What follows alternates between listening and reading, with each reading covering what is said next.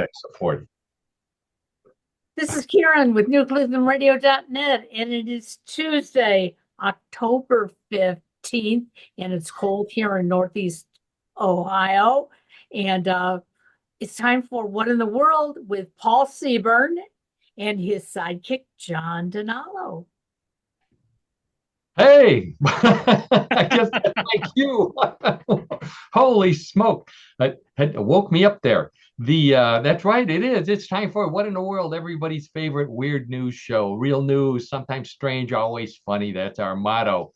Yeah, that's exactly right. That voice in your ear was Karen Hale, our producer, media mogul at newclevelandradio.net, and co-host of What in the World, giving us the weather report in Cleveland, Ohio, which in Northeast Ohio, as a matter of fact, which is cold and wet.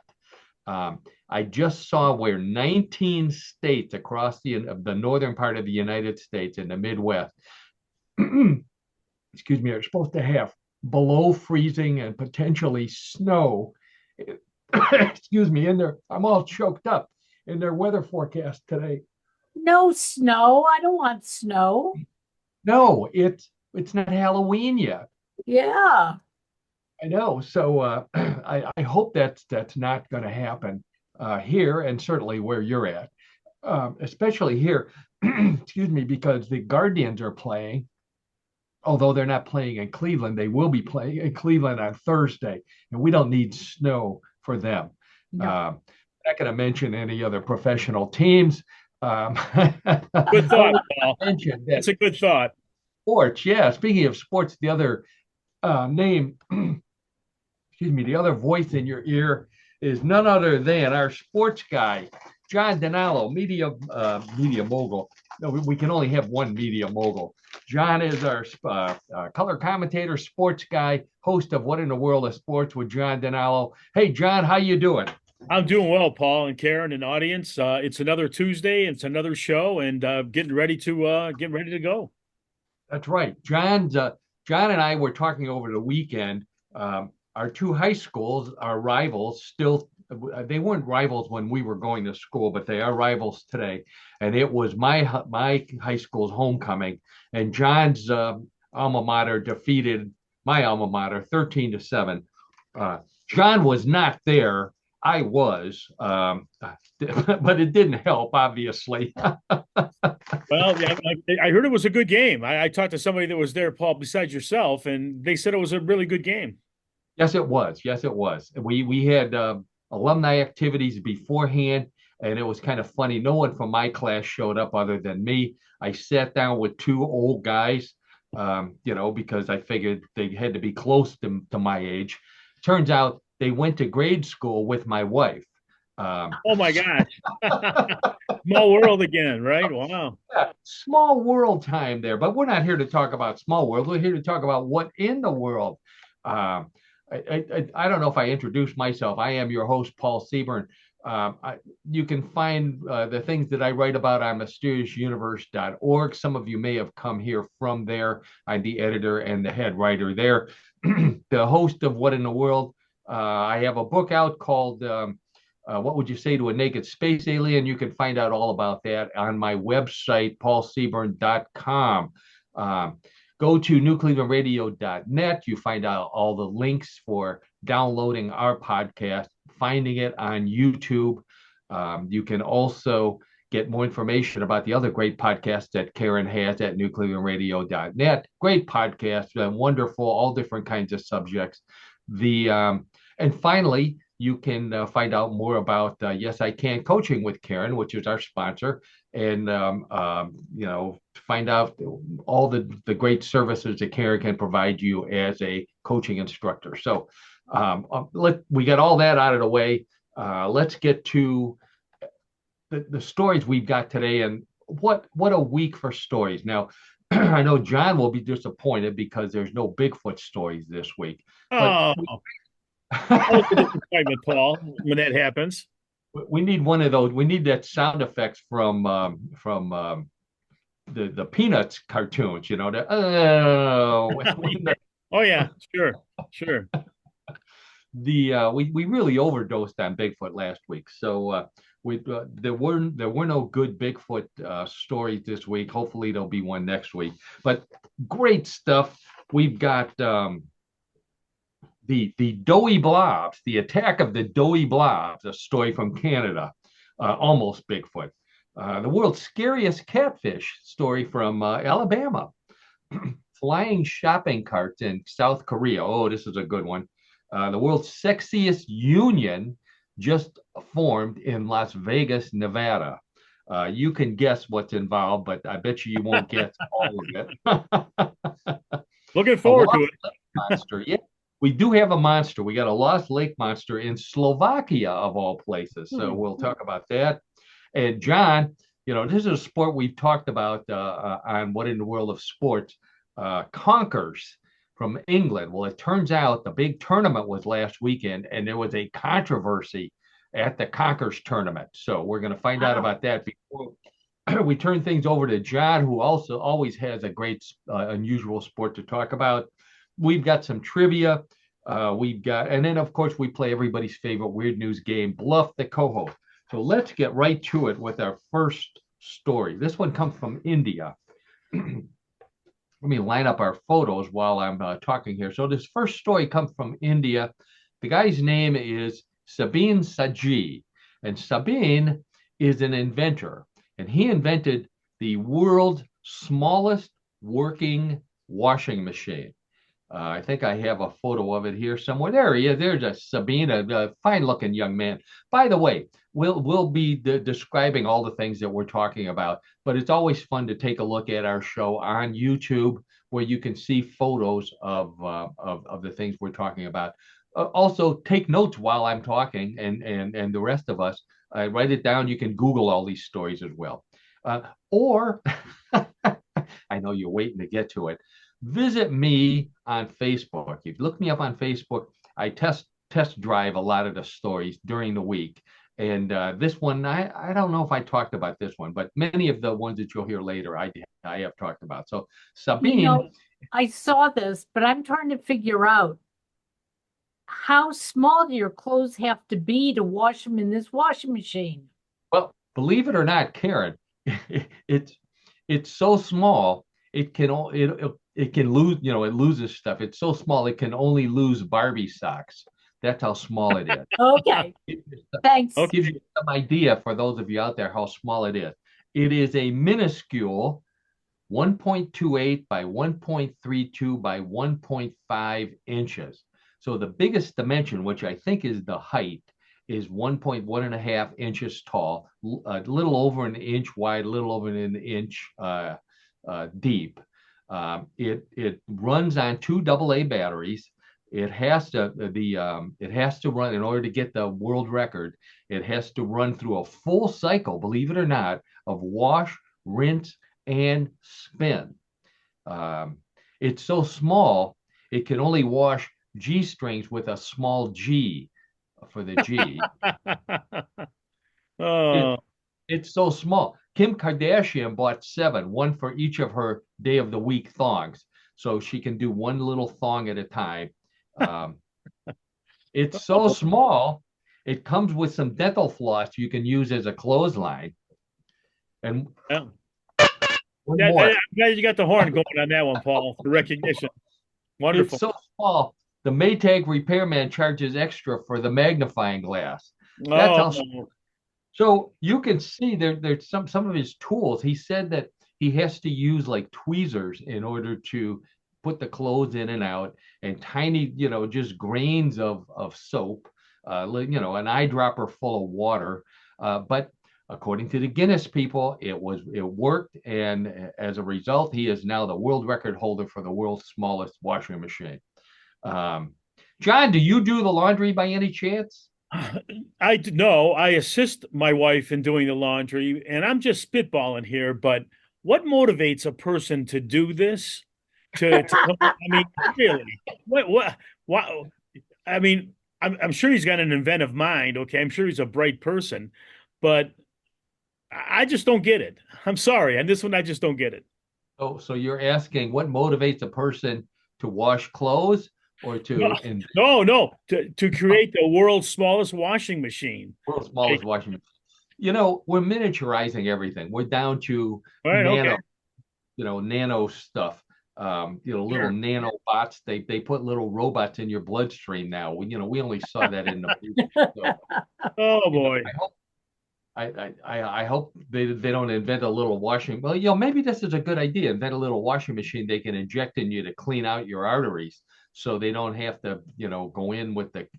But well, we're already out of my pay grade talking about this kind of stuff. I don't know, John. The answer is because it's there. He wants to do it because it's there, I guess. Edmund Hillary, and Yeah, again, back to Mount Everest, right? Because it's there. yeah. Maybe he's got a lot of time on his hands. Maybe he doesn't get too many dates over there in India. So Yeah, it could be.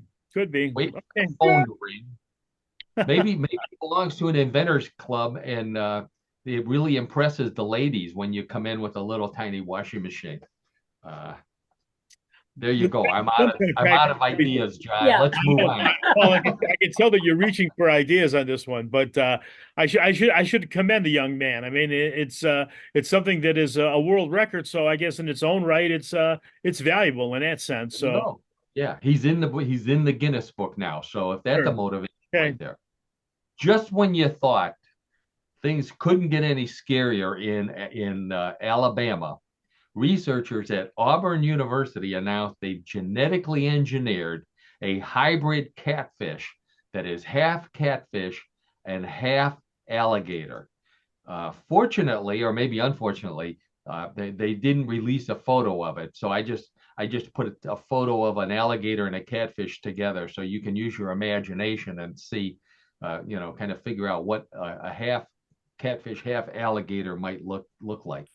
They developed it for Japanese restaurants that are tired of people stealing the sushi. So, the alligator part has enough teeth in it, I guess, or snaps at them that they don't steal the sushi. I'm not saying it's dangerous, but taste testers say that their hush puppies kept disappearing.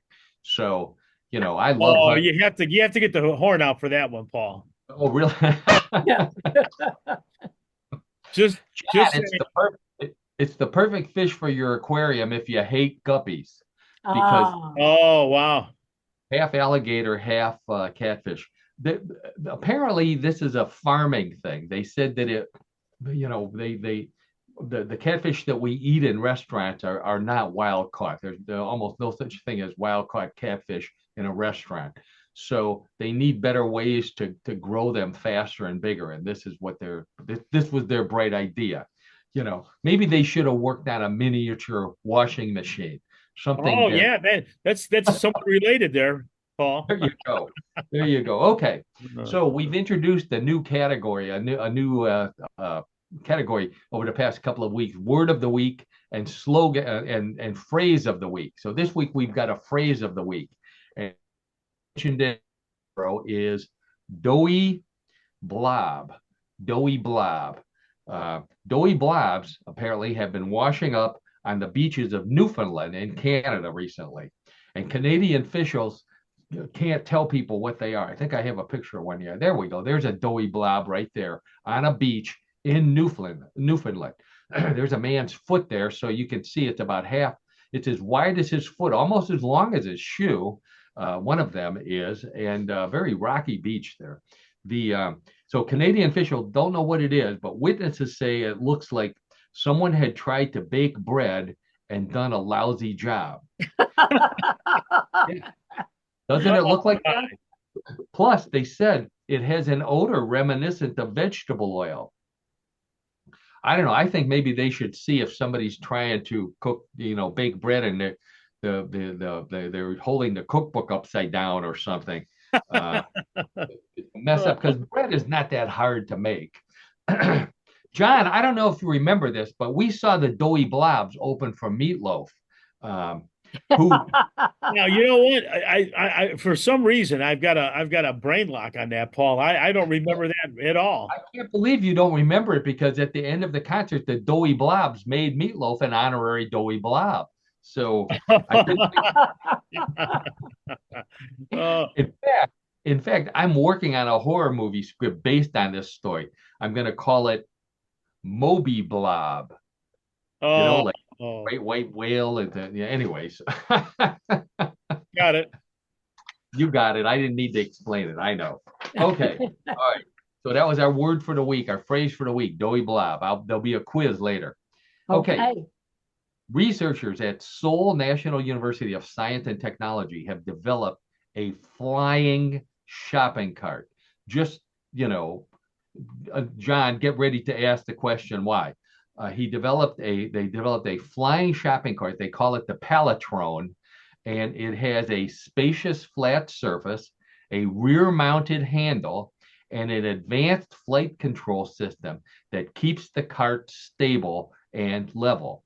So the photo that we're showing here is a photo of a guy walking up a set of stairs with this aerial shopping cart. It is not touching the ground. It looks like it's built on top of a drone, and he's implying, according to the videos that I watch, he's showing how he can use it to walk up and down stairs. If you've got stairs in your grocery store, you got bigger problems. Yep. Yeah, I would Because agree. got this yet. Yeah. So the I was just thinking about this. If I take it to my grocery store, a flying grocery cart, with all the technology in it, when I go grocery shopping, I'm really afraid that I got it loaded up with sausages, I got my sauerkraut, I got my beef stroganoff. I'm afraid that hackers will hack into my flying shopping cart and fly all that good stuff to Moscow, where they have a hard time getting it. Um, this is not the kind of shopping cart you want to leave your toddler in while you go, to order the lunch meat at the lunch meat counter. Yeah. Yep. Because, Karen, yeah, I'm sure you put your kids in shopping carts when they were growing up. Yeah. One move, lean over the back. Next thing you know, they're bouncing off the ceiling. Um, if your grocery store, if a grocery store can afford to buy these flying shopping carts, they can afford to lower the price of milk and bread. That's all I I gotta say. agree. I agree. My soapbox statement for the day. And John, we were promised flying cars when we were kids. We were promised flying cars. What do we get? I do remember that. I do remember that commentary well. That's what they were Yeah. always predicting for the future, that cars would be flying. Now, Flying cars. Yeah. I have a basic question, Paul, real quick. Um, Sure. what is the source of energy for this flying shopping cart? Baloney. Okay, all right. It appears to be a rechargeable drone. So I'm thinking that it's an electric battery driven Okay, drone. all right. I was just curious. All right. Yeah, that's basically what I think it is. Okay. But we don't have flying cars. What we have flying shopping carts. We have drones delivering pizza. And you know who lied to us? You know who started the whole thing was the Jetsons. Remember that? Oh, Now sure. Hmm. they had flying cars, but here's a cartoon, a clip from a Jetsons cartoon, and here's George Jetson explaining to Hazel. Was that the name of the robot? Rosie. Rosie. Rosie. Rosie. Okay. All right. Okay. Very good, Karen. Very good. So apparently Rosie did the grocery shopping for the Jetsons, and George is saying you have all these modern conveniences. They have the Foodomat, which all she had to do was press a button and it made chops, beans, mush. Yuck. Why? I'm not sure steaks. You just press a button, all that stuff comes out. And he's complaining that she still goes to the grocery store. So I went looking to see if there were any other stores on the Jetson, and it turns out that Jane Jetson, in a couple Huh. of episodes, would Yeah. fly to a shopping mall. This was the typical shopping mall on pillars, and she's going in her flying car. She doesn't even have. Look at that. She doesn't even have a steering wheel or a joystick or anything. It must. She must just say, "Take me shopping," and off it goes. All Which right. I would like you know, that. I was gonna say, I'm not gonna say that too loud because both my wife and John's wife would like that as well. Yeah. Oh, definitely. Yeah. So the shopping center was at a mall. It was a mall at Orbit City. That was the name of the city where they used to go shopping. So we're it's always frustrating to me to do those kinds of stories because it reminds me we were supposed to have flying cars.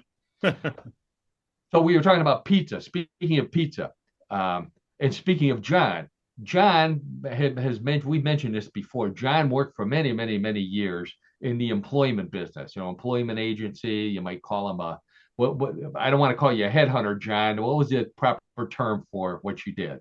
Well, executive recruiter or corporate recruiter. Much nicer, executive recruiter. So John was an executive recruiter. Towards the end of his career, the internet was starting to take over um, parts of his job, and it's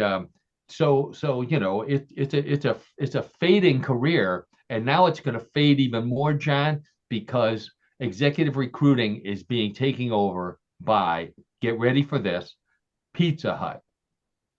Pizza. Pizza Hut. Whoa. Pizza. That's Wait a right. minute.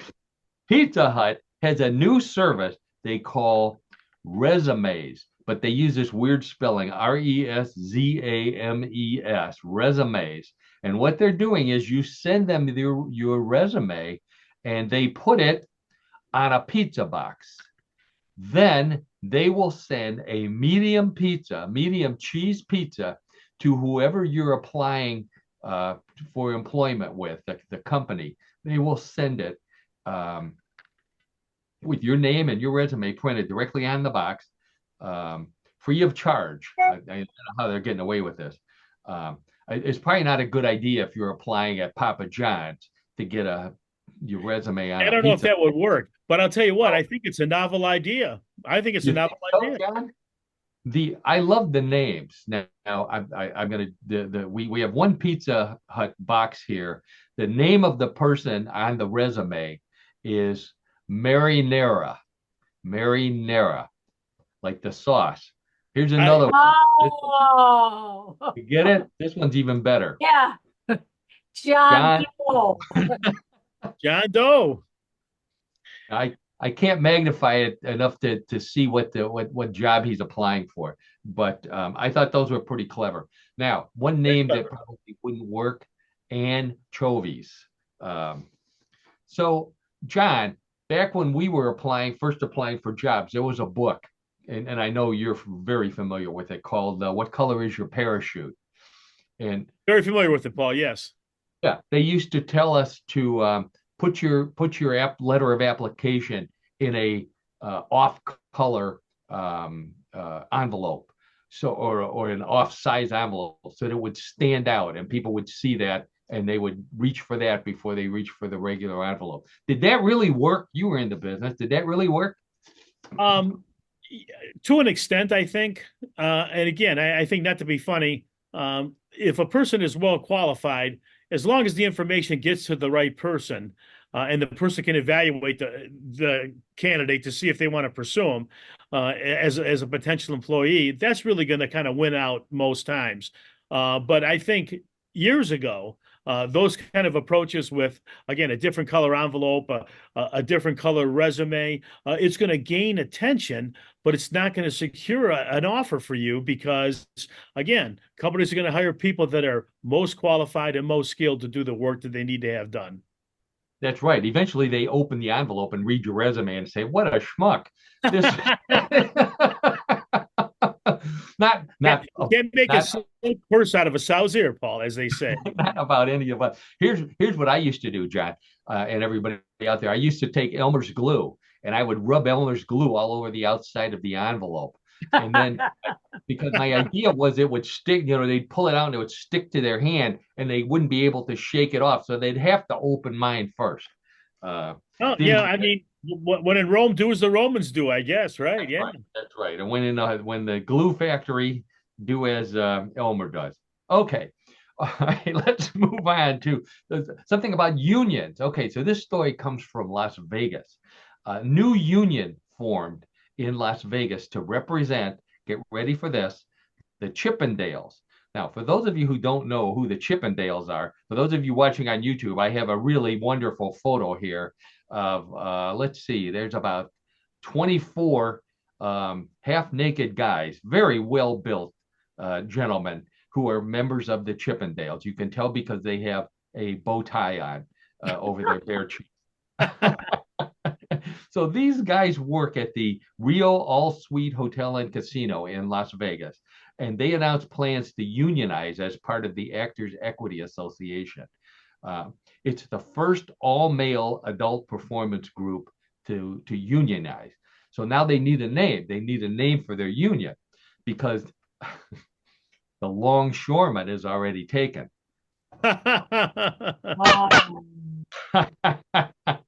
So I thought I'd work on a couple for them. So I used to belong to this union, by the way, the IBEW, which was the International Brotherhood of Electrical Workers, but it also stands for the International Brotherhood of Erection Workers. Oh no. I know. That's we'll edit that out later. Um, and they're not naked, of course. That's the secret that you're not supposed to find out when the Chippendales come. They're really not naked. So I thought maybe the UAW, which in this case would stand for unclad almost workers. How about that? Yeah, okay. My question is, where do they wear their union label? Uh, So So Chippendales, I thought we'd talk a little bit about Chippendales here. Chippendales was founded by a man from India, Steve Banerjee, and his lawyer, Bruce Nam. So in 1975, Banerjee bought a West Los Angeles bar named Destiny 2 and completely gutted it, redesigned it. And in 1979, he renamed it Chippendales and began hosting exotic dance nights for women, which became a huge hit, obviously, because since we're still talking about it today. Believe it or not, they opened clubs in New York, Dallas, and Denver. I think they were going to open one in Cleveland, but they were going to call it Kielbasi and Buns. oh no. Which confused people who were looking for a restaurant.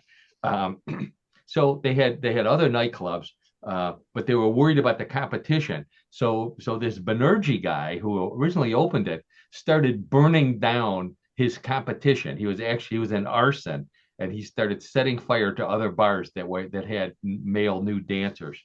He was arrested in 1993 for charged with murder for hire, racketeering, and attempted arson. He was sentenced to 26 years under a plea bargain and eventually hanged himself in his cell a year later. So even in death, he was hung. Oh, gee. One more. in 2020, the Chippendales turned their show into workout videos as an alternative form of entertainment and exercise because we were locked down in quarantine during COVID. I don't know what they called themselves. I mean, anybody who had COVID was too sick to do exercise. They probably called themselves Pukendales. Oh. Okay, I'm not even gonna give that one a horn. Okay, let's move on to another kind of dancing, break dancing. So we talked about break dancing on the show in John's segment. Break dancing was an actual Olympic sport. That is correct. That is correct. I think they're taking it out, not because it was too boring, but believe it or not, because it was too dangerous. It turns out that a break dancer who has been performing for 19 years, here's what he was doing, had to undergo surgery because he spent so much time spinning on his head that he developed something called breakdance bulge. Breakdance bulge, which is also what Chippendales get when they breakdance. So we had this thing called breakdance bulge. I'm going to show you what it looks like. It was a large bump on his head. Now there's a photo. There's an X-ray of the bump. It didn't take 19 years. It took less than 19 years. The they said they said if it happens right away, if you have the bulge for more than 4 hours, call your doctor. But the dancer wanted to remain anonymous. He said he would take part in 1.5 hour training session, 1.5 hours of breakdancing. He spent an awful lot of time spinning around on his head, at least 5 days a week. And he said that over time the bulge grew in size, became more sensitive until eventually he couldn't leave the house without a hat to cover what he described as a cone head. And it really does look like a cone head. Yeah. You know, but he was too young. He was too young to audition for the Conehead movie when that came out. Uh, it's also called the head spin hole or I said, the breakdance bulge. Um, you know, head spin hole reminded me, John. I think we saw head spin hole open for Talking Heads back in the day. Um, Yeah, I'm trying to remember that now, Paul. It may come back to me, but I don't quite grasp it right. I don't have any photos. However, I never did this. I know John never did this. I had a hard enough time doing the twist, because I was never sure. Clockwise, counterclockwise, Of left course. foot, right foot. Spinning was not one of my talents. I'm not going to ask you what was, John. You know too much already. So you know me too well. That's Let's it. move on to robotics. We were talking about the shopping cart. The robotics firm Engineered Art sent two of its most advanced robots, Amica and Ozzy, on a date, and they released a video showing them having a chat and exchanging facial expressions before Ozzy, the male, blows it up by telling a joke about giving Amica a digital cookie instead of a real one. Some things never change.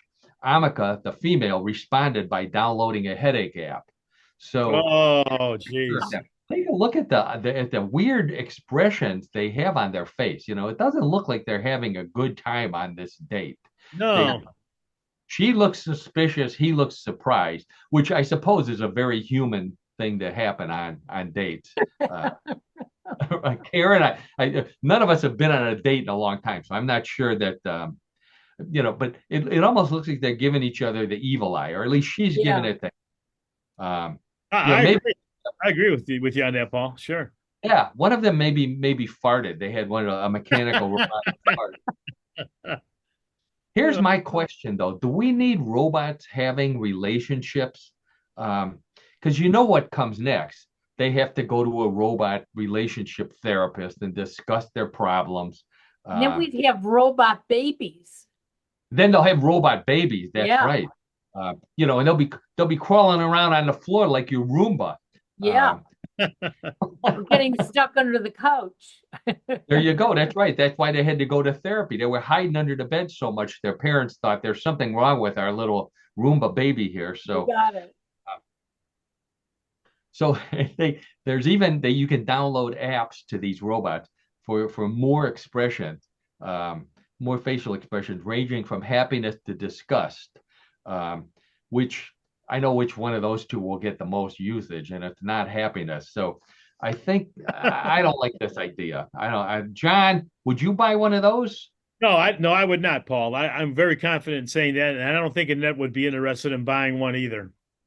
No, no. Even if they did the wash, I guess. Well, maybe I don't know. I mean, maybe if they did the wash, you might be interested. But we're not going to talk about that. We're going to talk about scientists at Colossal Biosciences said that they're already trying to bring back the woolly mammoth. They're trying to bring back Tasmanian tigers and the dodo bird. So now they've added to their list. They're going to bring back a giant prehistoric bear and a 5 foot tall beaver. So apparently, back in the prehistoric time, there was a 5 foot tall beaver. You know how they found the fossils of the 5 foot tall beaver? It was No. chose it was choking on a caveman lumberjack. No. That's how big it was. Yeah. You know, you know what the caveman lumberjack last words were when he saw the 5 foot beaver? No. Damn. Oh, that was bad. John, we need to start having rehearsals again and work on our timing. I think we need to do that, Paul. That sounds like a good idea. Do we really need 5 foot beavers again in our world today? I don't think so. No. I don't think so either. and I can only tell so many 5-foot beaver jokes.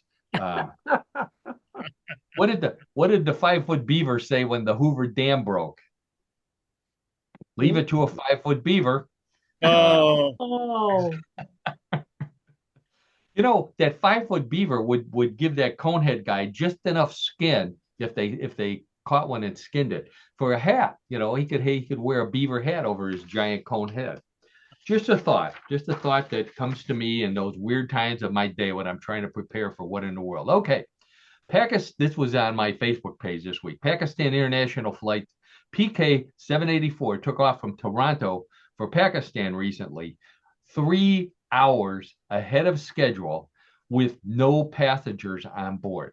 The pilot left without taking any passengers. He just decided, hey, flight attendants, get on the plane, and he took off. There's an actual boarding pass or a ticket from that flight. It showed they left 2 hours and 56 minutes early. They landed 2 hours and 29 minutes early.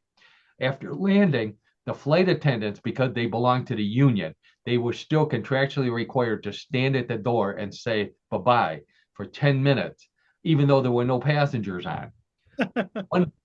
One bright side to the story: for the first time in history, an airline did not lose any luggage at all. oh, that stands the reason. Sure.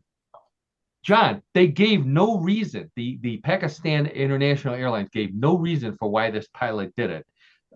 The female flight attendants kept yelling at the male pilots to turn around, and they said they heard one of the male pilots say, "No way, we're making really good time."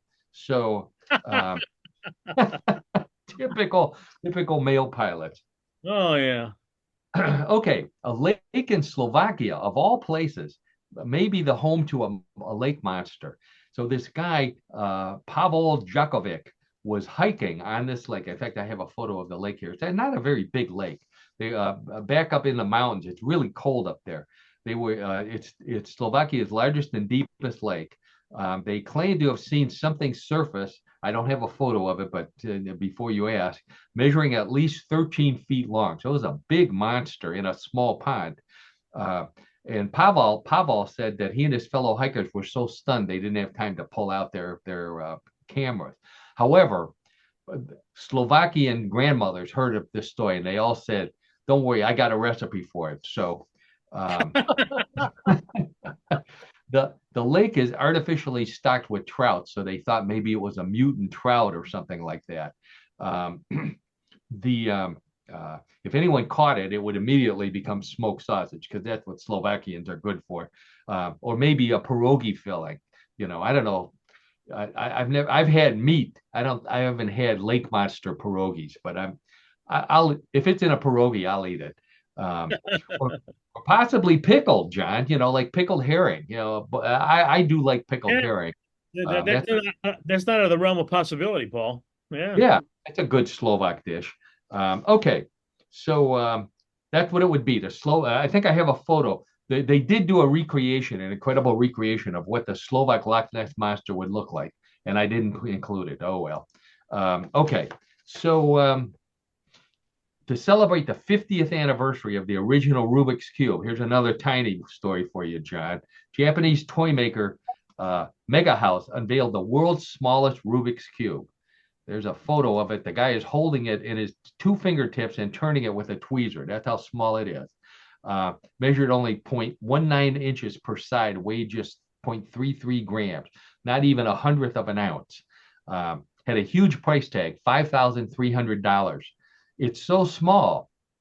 How small is it? It's so small. It comes with a regular size cube that you can throw against the wall when you get frustrated because you can't solve the little. Who would pay $5,000 for something that you could easily lose just by sneezing? not Oh, me. that's a great point to ponder there. Yeah, well, other than someone who uses Coke. Anyway, that's a Hollywood joke. Okay, here's another animal story.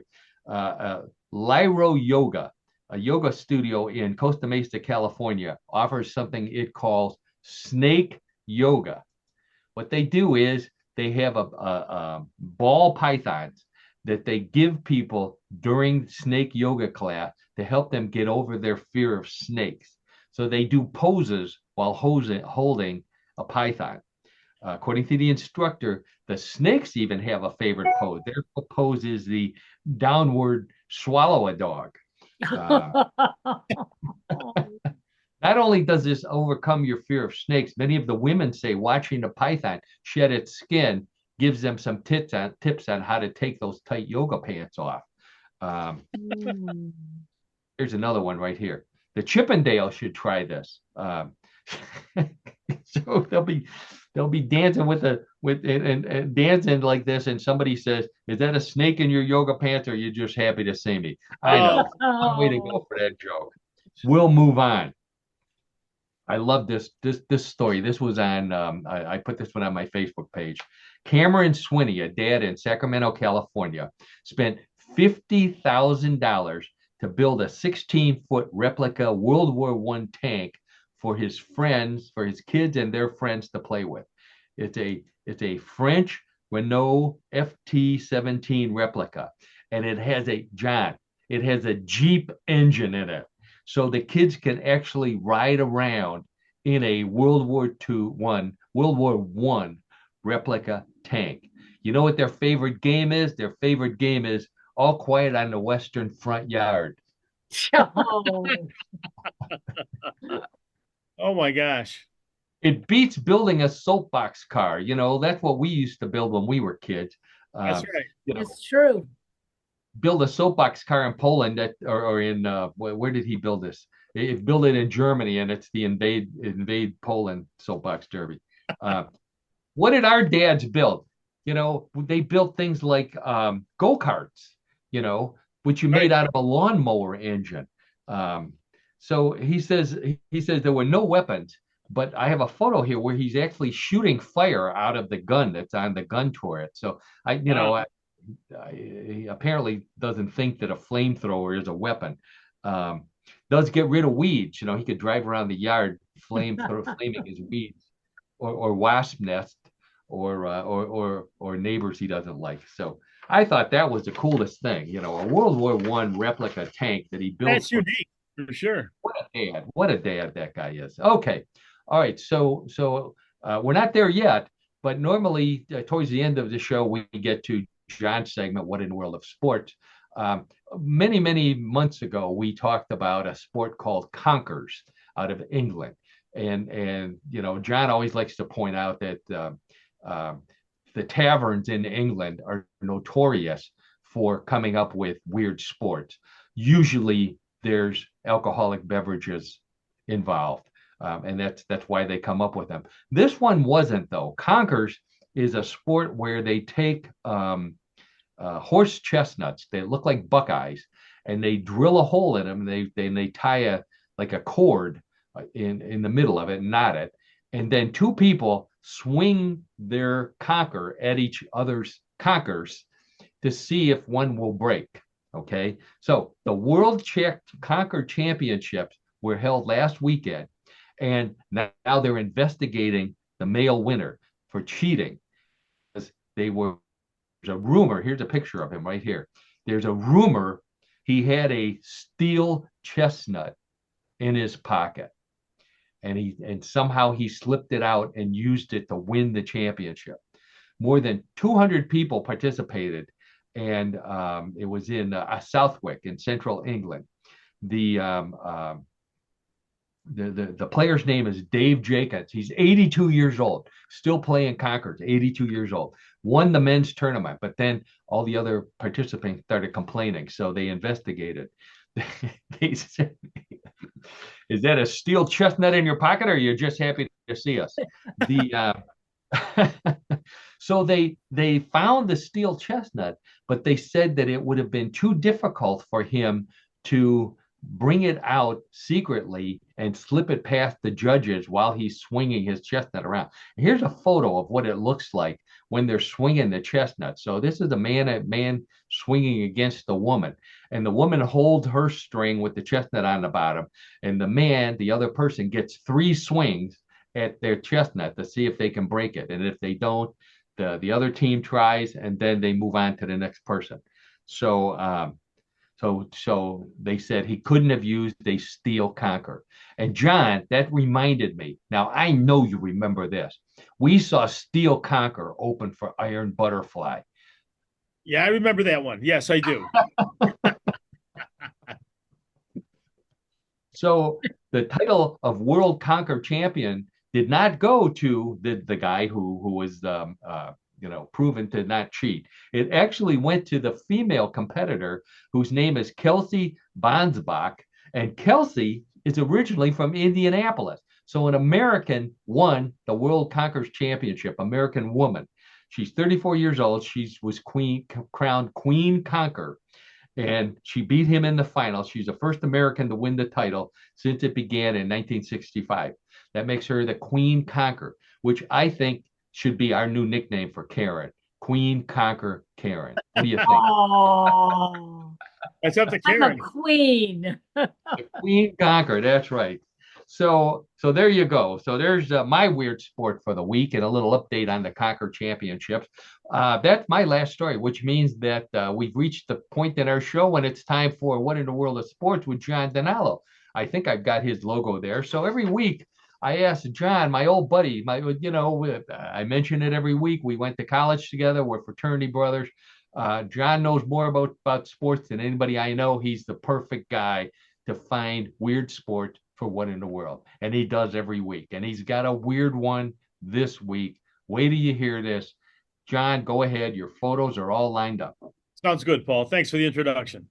So our sport this week is very unusual, but it is also worth the effort.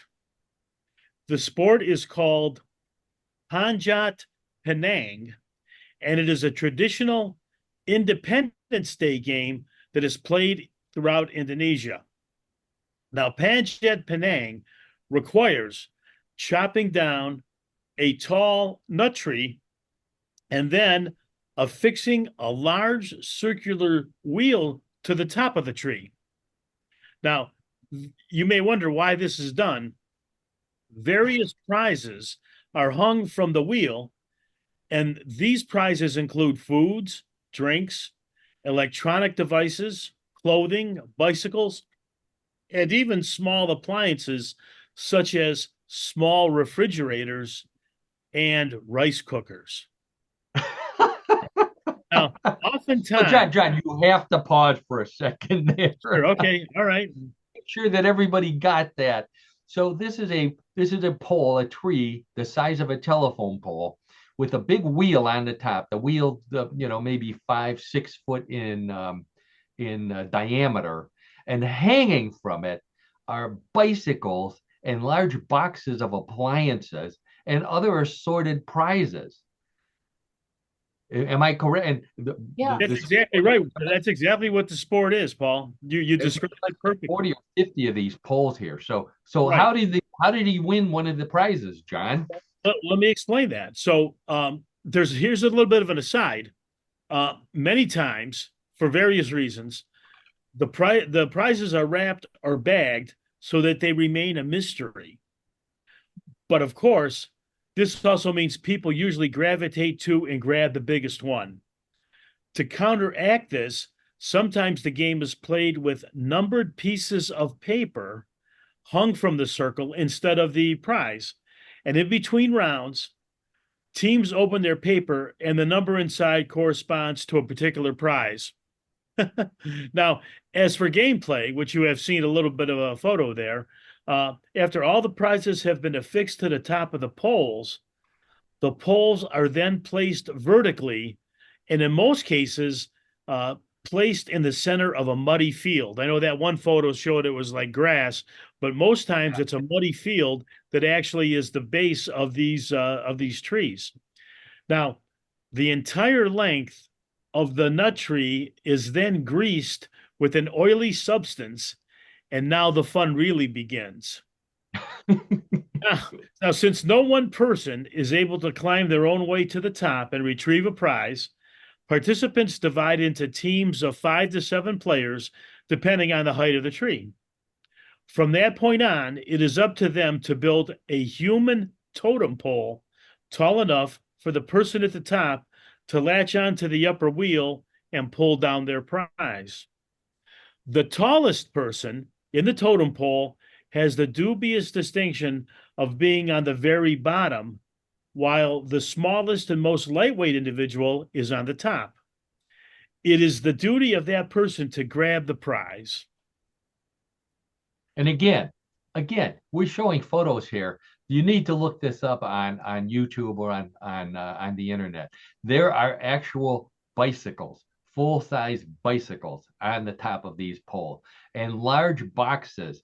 I mean, they're small refrigerators, I'm sure, but they're still refrigerators. They're refrigerators, and That's right. That's right. Wash buckets. You can't. I can't even identify some of the things, but the fact that there's a bicycle at the top, a full-size bicycle, is just amazing. It is phenomenal. Now, as you can see, these teams are in competition. Each team has only one attempt to reach a prize, after which the next team then steps up and then gives it a shot. In most of these competitions, 4 to 5 teams participate in the event, but in this photo, you can see there's many more than just 4 to 5 teams. There's quite a few. After the pole climbing is finished and the prizes are awarded, as a tradition, everyone in the neighboring area assembles and shares a hearty meal served on banana leaves. Lastly, the participants in the pole climbing must take a shower to get rid of all of the grease and mud that's been accumulated, during the contest. Now, climbing a pole is tough. Climbing a greased pole is even tougher. But the toughest guy on the Ponjat Penang team is the one on the bottom that has to catch the refrigerator. That would probably be me. Yeah. We draw straws and I'd get the short one. I can't. This is the most unbelievable sport that we've had in a long time. I would agree, Paul. Yeah, I agree. Yeah, there were pictures of soup pot hanging from this as one of the prizes. John said rice cookers, refrigerators, bicycles. God only knows, probably VCR, DVD players. Boy, I'm showing my age. DVD and bicycles. It's unbelievable. And they do this every year on Independence Day. That's the big day. They probably do it other times, but that's what's more recognized is their independence. That's when they do it the most. And then they even put a flag on the top. This is unbelievable. What a weird sport. The great sport, Joy. Great sport, John. I thought but I thought it sounded familiar. I was thinking that, I've heard of something like this a long time ago. And I remember when we were in the fraternity back in college that we were challenged by one of the other fraternities to something similar to this, where you had to put a prize on a pole and you had to climb up. So John and I do you remember that by any chance? It's starting to come back to me. If you have some photos, I might recall it directly. Back in those days, I always had a camera with me. So we needed an appropriate prize to put on the pole, and there was nothing more appropriate than a can of beer. So one of us climbed up the pole and we fastened a can of beer to somewhere up on the pole. And then we were challenged by another fraternity. So they told us to go first. So John made his attempt here. John did not want us to see what he looked like. He looks a little bit like he's dancing with this pole. As he attempted to make it up to the beer can. However, somebody took my photo here, and you can see I decided to spin around on the pole. I think I didn't get the beer can, but I got the prize for the best pole dancer at the competition. So there you go. Right? Do you remember that, John? Yes, it does come back to me now, Paul. I'm glad How could you forget? It sparked my memory on that. That's hairy guy swinging around on a pole. Okay, we better take that down before anybody else gets sick here. Let's see. There we go. Can I stop that? Yeah, there we go. There you Okay. Great sport, John. Thanks again. I'm not even You're going to welcome, Paul and Karen, in the audience. grease pole, get a bike. Climb a grease pole, get a bike. That's what it means in English. All right.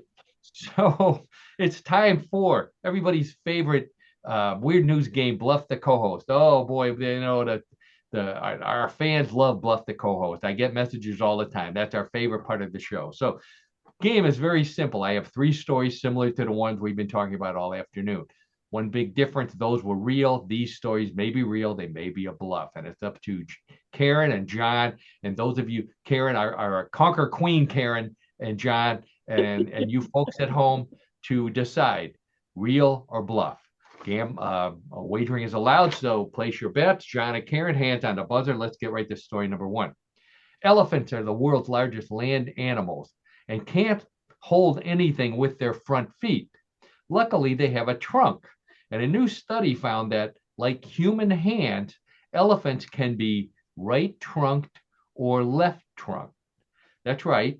Elephants have a preference as to which side they pick things up with their trunks. And the way you can tell is by which side has more wrinkles on it from bending. The study doesn't say if elephants pick on each other for being left trunked or if any of them are ambitruncturous, but legend has it the elephant on the Oakland Athletics logo bats right and throws left. Okay, so scientists studying elephants have determined that elephants are either right trunked or left trunked and have a preference on which side they use to pick things up. Real or bluff? Karen, we'll start with you. Wow, this is a difficult one. You really have me baffled.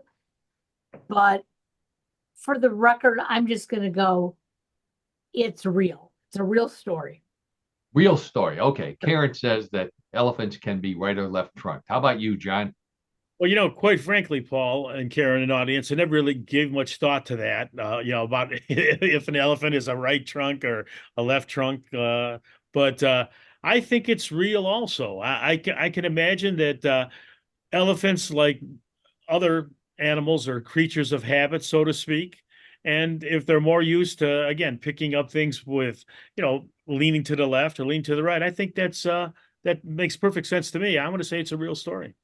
Wow. Okay. So both John and Karen say that is a real story. Let's check with the judges, and the judges say, guess what? Here's something to look for when you go to the zoo the next time, because elephants really are right or left trunked. So Right. both of our co-hosts got the first bluff, Very good. first question correct. Way to go. So scores tied 1-1. Let's get right to story number two. Almost like the, Guardians game. Well, Well, let's see who's going to get the next 5 points on a wild pitch. Museums have a hard time protecting valuable artworks from vandals and accidents, but an art museum in Holland was still liable when a cleanup crew member picked up 2 beer cans he thought were trash, but turned out to be a hand-painted work by a famous Dutch. The cans were found in the garbage and returned to the artist before he cut off his ear in despair. And they are now back in place with a sign clearly identifying them as art, not Pabst Blue Ribbon. Okay, so the museum worker in Holland who thought 2 cans of beer were trash picked them up and threw it away. It turned out it was a real art exhibit. Real or bluff? John, we'll start with you. Well, I guess it's possible that it could be a real art exhibit, but I don't think so. I'm going to say that's a false story. That's a bluff. Oh, okay. John says that it's a bluff. Have you ever looked at a can of beer and thought it was a work of art? Yeah, I think in my younger days I did. Yes, I don't think so right now. And I'll just leave it at that. John says it's a bluff. Karen, how about you? I think it's a bluff too. I think if the cans were with something else, that might have been the exhibit, but not just 2 beer cans. So I'm going to say it's a bluff. Okay, Karen and John both say the beer can art is a bluff. Check with the judges. The judges say, sorry about that. Looks like the Yankees got a run here. The Oh, That is a real artwork. I don't Oh, have a photo of it here, otherwise I'd show you. But that you know, it's like what we talked about an art exhibit a while ago, where they took duct tape and they duct taped a banana to a wall, and that was an art. It's similar to that. The cans were at the wall, and they looked like garbage to me, but apparently, it looked just like the guy, but it was real art. So wow. okay. uh, that was a true story. Both you said bluff. That means the score's still tied 1-1. Points are doubled in round number 3, but since the score is tied, all it takes is for one of them to get the correct answer. And of course, if they both get the correct answer, it stays tied and everybody goes home happy. So let's see how this works. Story number 3. In a weird variation on The Bachelorette, the annual North American Wife Carrying Championship, which was held recently in Maine, added a new competition called guy rolling. Single men lined up at the top of a hill, and when the whistle blew, laid down and began rolling towards the bottom. 10 seconds later, a second whistle blew, and one single woman began chasing them. If she caught one before he reached the bottom, according to the rules, he was supposed to marry her. And there was even a preacher ready to perform the ceremony. The couple decided to try dating first, and to show that she really liked him, the woman took her catch to the emergency room to get patched up. Okay, so North American Wife Carrying Championship, which we've talked about on Bluff on John's segment, added a new feature called guy rolling, where guys roll down the hill, kind of like cheese rolling, and women chase after them in hopes of marrying them. Real or bluff? Karen, we'll go back to you. Well, there's so many odd things going on in this world. I'm going to say it's a real story because there are idiots out there. Oh, excuse me. There are people out there that would volunteer to do this. Oh, okay. So yeah, please don't be insulting some of our I listeners. took it back. I took it back. So Karen says that guy rolling is a real sport. John, how about you, sports guy? Yeah, kind of in the same vein of what Karen just said. I think anything's possible now, and I could see this as being a sport with all the weird and unusual sports that we've uncovered on our show. Year to year. I'm going to say this is a real story. Okay, so both John and Karen say that guy rolling at the wife carrying championships is a real story. Let's check with the judges, and the judges say, we're sorry. That was just a desperate attempt by a writer who ran out of things to write about. Said, how about if I merge two sports together and see if they believe it? It's a bluff. Oh, well, Karen, we tied anyway, so we got one Yeah. right.